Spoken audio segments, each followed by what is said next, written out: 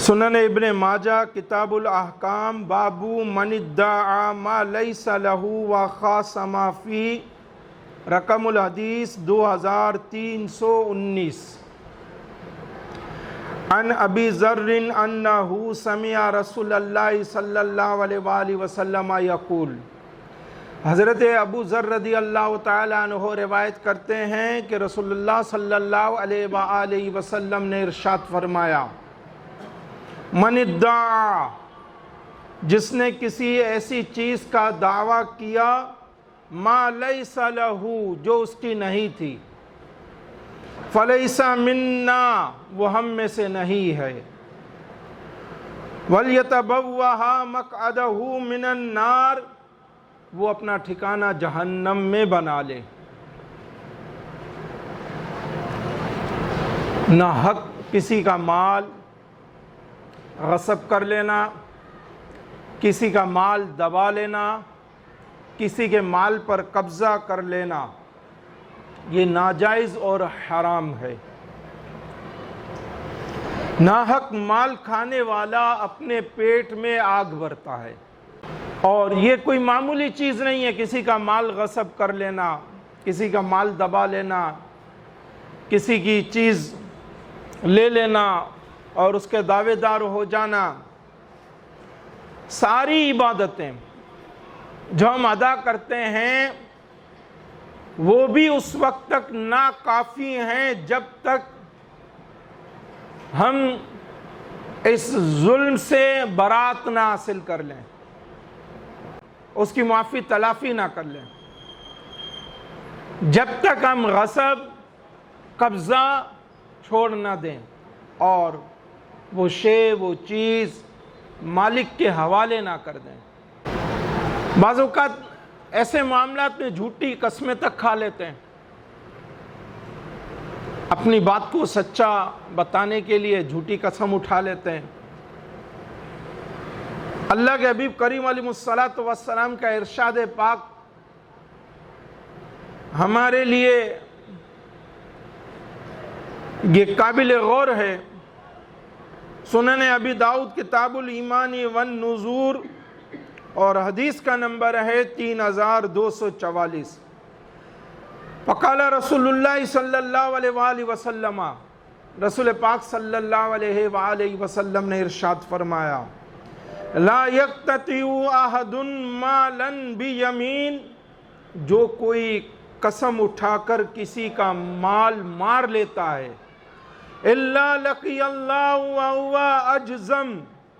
تو وہ اللہ سے اس حال میں ملے گا کہ وہ کوڑی ہوگا۔ وہ شخص وہ بندہ اللہ سے اس حال میں ملے گا کہ کوڑی ہوگا، کوڑ کا مرض اسے لاحق ہوگا۔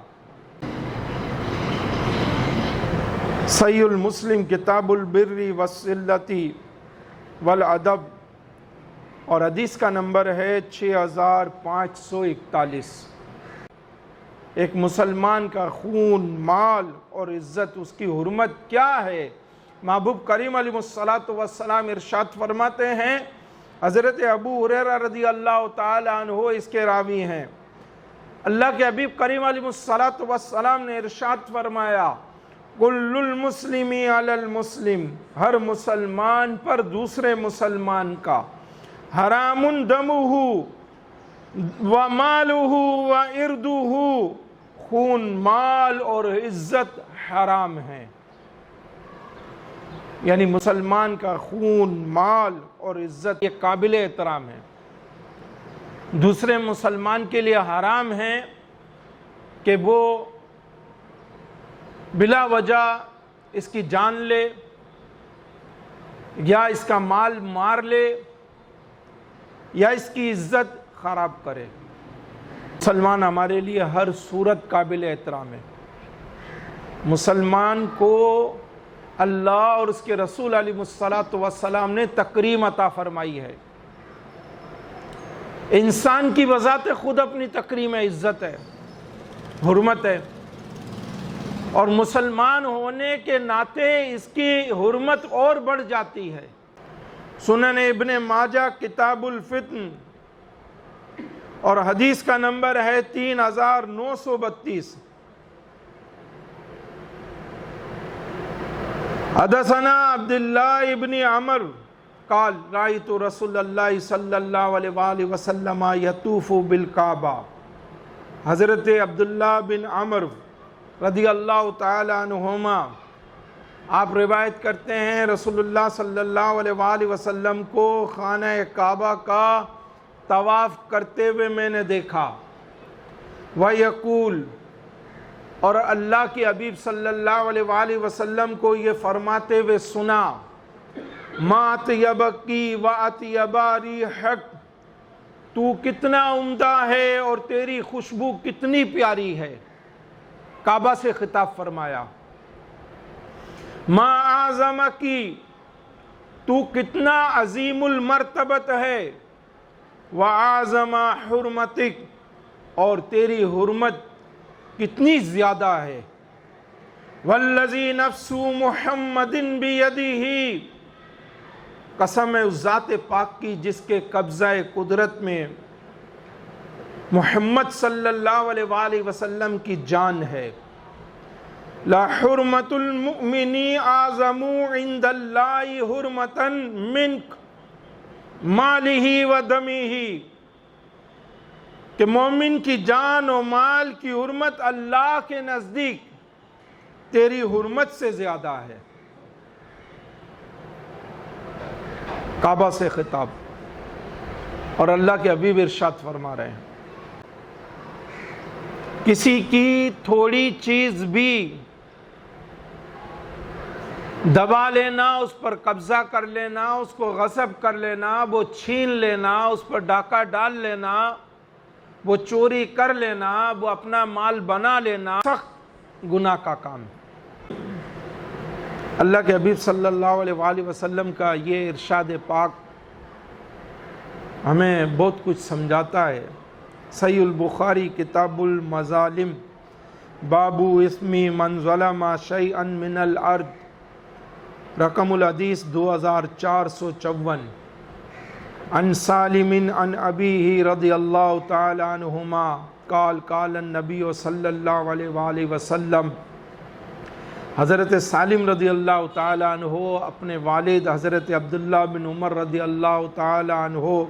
سے روایت کرتے ہیں کہ نبی کریم علیہ الصلاۃ والسلام نے ارشاد فرمایا، من اخذ من الارض شیئا، جو شخص تھوڑی سی زمین بھی کسی کی لے لے، بغیر حق ہی، نا حق کوئی شخص کسی کی تھوڑی بھی زمین لے لے، خسف بہ یوم القیامت الی 7 اردین، تو اسے قیامت کے دن 7 زمینوں تک دھسایا جائے گا، 7 زمینوں تک دھسایا جائے گا۔ یہ اس کا انجام ہے، یہ اس کی سزا ہے قیامت میں۔ تھوڑا مال غصب کر لینا، تھوڑا مال چھین لینا، آج دنیا میں یہ گناہ ہماری نظر میں چھوٹے ہیں مگر ان کا انجام بہت برا ہے، ان کی سزائیں بہت سخت ہیں، اور آخرت میں افسوس ہی افسوس ہوگا۔ اگر صاحب حق زندہ ہے تو اسے تلاش کیا جائے اور اس کا مال اس کو لوٹایا جائے، یہ حل ہے اس کا۔ اگر کسی نے کوئی ایسا کام انجام دیا ہے کہ کسی کا مال غصب کر لیا، کسی کی چیز چوری کر لی، چھین لی، اس کا دعوے دار ہو گیا، وہ چلا گیا، یہ مالک بن بیٹھا، ان صورتوں میں اگر وہ زندہ ہے تو وہ چیز، وہ شے اس کو واپس لوٹائی جائے۔ اگر صاحب حق معلوم نہ ہو اور نہ ہی اس کے ورثہ معلوم ہو تو ایسی صورت میں اس کے اصل مالک کی نیت سے اس شے کو صدقہ کرنا واجب ہے، اور یہ ضروری ہے کہ مستحق لوگوں ہی کو یہ چیز، یہ شے دی جائے۔ اگر بعد میں صاحب حق یا اس کے ورثہ مل جائیں، معلوم ہو جائیں، تو ان سے حق معاف کرانا ضروری ہے یا ان کا مال انہیں ادا کرنا ضروری ہے۔ اور یہ اس وقت ہے کہ صاحب مال کا مال موجود ہو اور اس کو پہنچانا ممکن ہو، یا بھائی نے ہی اس کا مال یا حق تو موجود نہ ہو، لیکن بدلے میں قیمت اور زمان ادا کرنے کی استطاعت موجود ہو۔ ان دونوں صورتوں میں حقداروں کو ان کا حق پہنچانا ضروری ہے۔ تو عام زندگی میں مسلمان ہونے کے ناطے ہم حقوق کی پاسداری کرنے والے بنے، ہر ایک کا حق جو ہم پر لاگو ہے اس کے ادا کرنے والے، اس کا لحاظ کرنے والے بنے۔ صحیح مسلم کتاب البر والصلۃ باب تحریم الظلم، رقم الحدیث 6579، عن ابی ہریرہ ان رسول اللہ صلی اللہ علیہ وآلہ وسلم قال، حضرت ابو ہریرہ رضی اللہ تعالی عنہ سے روایت ہے، رسول اللہ صلی اللہ علیہ وآلہ وسلم نے ارشاد فرمایا، اتدرون ما المفلس، کیا تم جانتے ہو مفلس کون ہے؟ قالوا، صحابہ کرام علیہ رضوان نے عرض کی، المفلس فینا، یا رسول اللہ صلی اللہ علیہ وآلہ وسلم ہمارے نزدیک مفلس وہ شخص ہے من لا درہم لہ ولا متاع، جس کے پاس نہ درہم ہو نہ ساز و سامان ہو۔ فقال، تو آقا کریم علیہ الصلوۃ والسلام نے ارشاد فرمایا، ان المفلس من امتی، میری امت کا مفلس وہ شخص ہے من یاتی یوم القیامت بصلاۃ وصیام وزکوٰۃ، جو قیامت کے دن نماز، روزہ اور زکوٰۃ لے کر آئے گا، ویاتی، اور اس طرح آئے گا، قد شتم ھذا، کہ دنیا میں کسی کو گالی دی ہوگی، وقذف ھذا، کسی پر بہتان لگایا ہوگا، واکل مال ھذا، کسی کا مال کھایا ہوگا، وسفک دم ھذا، کسی کا ناک خون بایا ہوگا، وضرب ھذا، کسی کو مارا ہوگا، فَيُعْتَى هَذَا مِنْ حَسَنَاتِهِ، تو اس کی نیکیوں میں سے اس مظلوم کو بھی دے دیا جائے گا۔ اس کی نیکیاں لے لے کر جس قدر اس نے ظلم ڈھایا ہوگا، ستایا ہوگا، ایذا دی ہوگی، تکلیف پہنچائی ہوگی، اسی قدر جو ہے نیکیاں اس سے لے کر اس مظلوم کو دے دی جائیں گی۔ وَهَذَا مِنْ حَسَنَاتِهِ، اور اس کو بھی دے دیا جائے گا، اس کو بھی دے دیا جائے گا، اس کو بھی دے دیا جائے گا، یعنی یہاں بھی ظلم ڈھایا، یہاں بھی دے دی گئیں، اس نے اس پر ظلم ڈھایا، اس کو بھی دے دی گئیں۔ فَإِنْ فَنِيَتْ حَسَنَاتُهُ قَبْلَ أَنْ يُقْضَى مَا عَلَيْهِ، اور اگر اس پر جو ذمہ ہے اس کی ادائیگی سے پہلے اس کی نیکیاں ختم ہو جائیں گی، أُخِذَ مِنْ خَطَايَاهُمْ فَطُرِحَتْ عَلَيْهِ، ان کے گناہوں کو لے کر اس پر ڈال دیا جائے گا، ثُمَّ طُرِحَ فِي النَّارِ، اور پھر اس کو جہنم میں جھونک دیا جائے گا، دوزخ میں پھینک دیا جائے گا۔ طرح طرح سے جو آج حقوق دباتے ہیں، حق مارتے ہیں، ایذا دیتے ہیں، تکلیف پہنچاتے ہیں، قیامت میں ان کا یہ حال ہوگا۔ ہمارا معاملہ مسلمانوں کے ساتھ ایسا ہے، اور اسلامی تعلیمات کیا ہیں کہ ناحق غیر مسلم کا مال لینا بھی شرعاً منع ہے۔ سنن ابی داؤد کتاب الاطعمہ باب النہی عن اکل السباع، رقم الحدیث 3806، عن خالد بن ولید قال حضرت خالد بن ولید رضی اللہ تعالی عنہ فرماتے ہیں غزوت مع رسول اللہ صلی اللہ علیہ وسلم خیبر، کہ میں رسول اللہ صلی اللہ علیہ وآلہ وسلم کے ساتھ غزوہ خیبر میں شریک تھا۔ فآتت الیہود، تو رسول اللہ صلی اللہ علیہ وآلہ وسلم کے پاس یہودی آئے، فشکوا ان الناس، اور لوگوں کی شکایت کی، قد اسرعوا الی حظائرہم، کہ مسلمان ان کے باڑوں پر چڑھ دوڑے ہیں۔ فقال رسول اللہ صلی اللہ علیہ وآلہ وسلم، تو مصطفیٰ جان رحمت صلی اللہ علیہ وسلم نے ارشاد فرمایا الا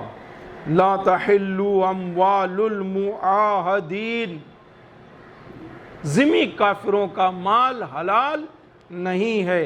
الا بحقھا، سوائے اس کے کہ شرعی حق ہو، یعنی شریعت اگر اس کی اجازت دیتی ہو تو اس کا مال لیا جائے۔ تو ناحق غیر مسلم کا مال بھی نہیں دبا سکتے، اس کے بھی دعوے دار نہیں ہو سکتے، اس پر بھی قبضہ نہیں کر سکتے۔ جس کا مال ناحق لیا اس کو لوٹانا ضروری ہے، اور اگر انتقال کر جائے تو اس کے وارثین کو دینا لازمی ہے۔ اگر کسی شخص نے کسی کا حق مارا، یعنی ناجائز طریقے سے کسی کا مال لے لیا، جیسے چوری کر کے، غصب کر کے، ڈاکہ ڈال کر، ان تمام صورتوں میں اس مال چوری کرنے والے پر، غصب کرنے والے پر توبہ ضروری ہے، اور ساتھ ساتھ مالک کو اس کی شے، اس کی چیز واپس لوٹانا لازمی ہے۔ اگر حقدار کا حق ضائع ہو گیا ہے اور نہ اصل حق موجود ہے اور نہ اتنی استطاعت ہے کہ حقداروں کا حق ادا کر سکے، بلکہ صورت یہ ہو گئی ہے کہ ناجائز مال لینے والا، کھانے والا خود فقیر ہو گیا ہے، وہ حق ادا کرنے کے لیے اب اس کے پاس کچھ نہیں ہے، اس صورت میں اس کو چاہیے اللہ کو راضی کرے، توبہ کرے اس کے حضور میں، استغفار کرے اس کے حضور میں، صاحب حق زندہ ہے تو اس سے معافی مانگے، اس سے حق معاف کرا لے۔ اگر وہ خود نہیں، یعنی وہ جس کا مال دبایا تھا وہ خود نہیں ہے، تو اس کے ورثاء سے معافی مانگ لے۔ لیکن اگر حقدار یا اس کے ورثاء سے ملاقات نہ ہو، نہ مالک ملے نہ اس کے ورثاء ملے، تو وہ اس کے لیے دعائیں مغفرت کرے اور اپنے عمل پر بھی ہمیشہ شرمندہ رہے، یہ اس کا حل ہے۔ سورہ نساء میں اللہ رب العزت ارشاد فرماتا ہے، آیت نمبر 29، یا ایھا الذین آمنو، اے وہ لوگو جو ایمان لائے ہو، لا تأکلوا اموالکم، ایک دوسرے کے مال نہ کھاؤ، بینکم بالباطل، آپس میں باطل طریقے سے۔ خازن میں اس آیت کی تفسیر کے تحت تحریر ہے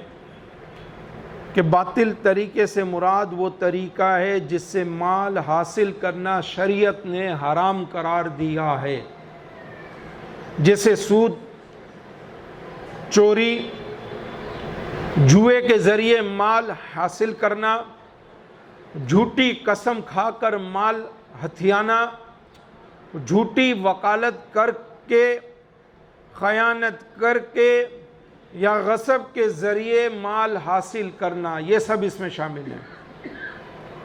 اور گانے باجے کی اجرت، یہ سب باطل طریقے میں داخل ہے، اور اس طرح سے مال حاصل کرنا حرام ہے۔ یوں ہی اپنا مال باطل طریقے سے کھانا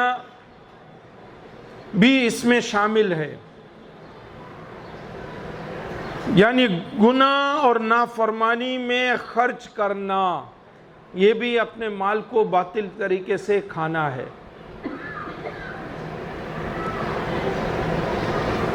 موجودہ ہمارے وقت کے لحاظ سے رشوت کا لین دین، جسے بعض لوگ جو ہے چائے پانی بھی کہہ دیتے ہیں، مٹھائی بھی بول دیتے ہیں، خرچہ بھی کہہ دیتے ہیں، اور ہوتی رشوت ہے۔ ڈنڈی مار کر سودا بیچنا کہ اس شے میں، اس چیز میں خرابی ہے، مگر کسٹمر کو، گاہک کو نہیں بتاتے۔ اسی طرح ملاوٹ والا مال فروخت کرنا، کسی کا قرض دبا لینا، قرضہ تو لیا، پھر بس آج کل، اور مقصد یہ ہے کہ آج کل کرتے رہو، ٹائم گزرتا رہے، اور دینا نہیں ہے، نیت نہیں ہے دینے کی۔ یا قرض لے لیا، پھر اس کے بعد لینے آیا تو کہا اب ہم سے لے کر دکھاؤ، تو یہ قرض اعلانیہ طور پر دبا لیا، وہ ہیلے بانے سے دبا لیا۔ ڈاکہ زنی، جیسے ہمارے ہاں آج کل موبائل وغیرہ کا چھین لینا، کسی کی بائک چھین لینا، کسی کی دکان پر، شاپ پر تالے توڑ کر مال لوٹ لینا، بھتہ خوری، اس طریقے سے مال کا حصول حاصل کرنا، سب اس میں شامل ہے۔ اسی طرح کسی کے گھر پر، کسی کے پلاٹ پر قبضہ کر لینا، اور قبضہ کر کے پھر اس کے بعد خوفزدہ کر کے یا اپنا پریشر دکھا کر سستے داموں اس کو لے لینا، یہ سب اس میں داخل ہے۔ حرام ہے، ناجائز ہے، حرام مال ہو، ناجائز مال ہو، برکت نہیں ہوتی، کتنا ہی لے آئیں، نہ گھر بھرتا ہے، نہ پیٹ بھرتا ہے، نہ اکاؤنٹ بھرتا ہے۔ پیٹ بھی خالی ہی رہتا ہے، گھر بھی خالی رہتا ہے، اور اکاؤنٹ بھی خالی ہی رہتا ہے۔ حرام اور ناجائز مال سے کیا ہوا صدقہ بھی قبول نہیں ہوتا، اور حرام اور ناجائز مال کا جو ترکہ چھوڑ کر جاتا ہے، جائے گا، وہ اپنے لیے جہنم کا دروازہ کھولتا ہے، کھولے گا۔ مسند احمد، مسند المقصرین من الصحابہ، مسندی عبداللہ بن مسعود رضی اللہ تعالی عنہ، اور حدیث کا نمبر ہے 3672۔ سیدنا عبداللہ بن مسعود رضی اللہ تعالی عنہ سے مروی ہے، رسول اللہ صلی اللہ علیہ وآلہ وسلم نے ارشاد فرمایا، وَلَا يَكْتَسِبُ عَبْدٌ مَالًا مِّنْ حرام، جو آدمی حرام مال کما کر فَيُنْفِقُ مِنْهُ فَيُبَارَكُ لَهُ فِيهِ، اس کو خرچ کرے گا تو اس میں برکت نہیں ہوگی، وَلَا يَتَصَدَّقُ بِهِ فَيُقْبَلُ مِنْهُ، اور اس سے کیا ہوا صدقہ بھی قبول نہیں ہوگا، وَلَا يَتْرُكُ خَلْفَ ظَهْرِهِ، اور ایسا آدمی اس قسم کا جو مال بھی اپنے ترکہ میں چھوڑ کر جائے گا، إِلَّا كَانَ زَادَهُ إِلَى النَّارِ، وہ اس کی جہنم کے لیے اس کا زیادہ راہ ہوگا۔ لا يمحو السیئ بالسیئ، بے شک اللہ تعالی برائی کو برائی سے نہیں مٹاتا، ولیکن یمحو السیئ بالحسن، بلکہ برائی کو اچھائی سے مٹاتا ہے۔ ان الخبیث لا یمحو الخبیث، اور بے شک خبیث چیز کو نہیں مٹا سکتی، پلیت چیز کو پاک نہیں کرتی۔ گندی چیز کو نہیں دھوتی،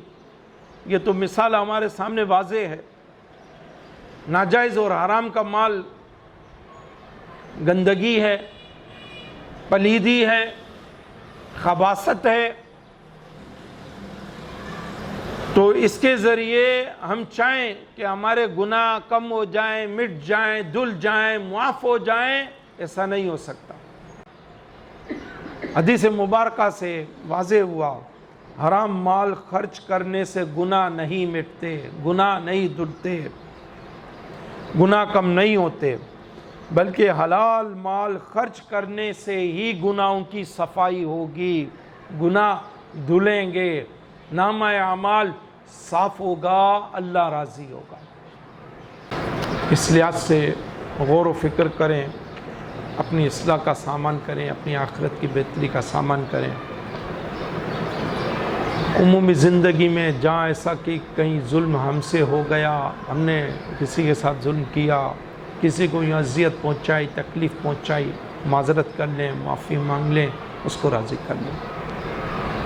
اور ساتھ ساتھ اپنے رب کریم کو بھی راضی کریں۔ ہم میں سے ہر کوئی کوشش کرے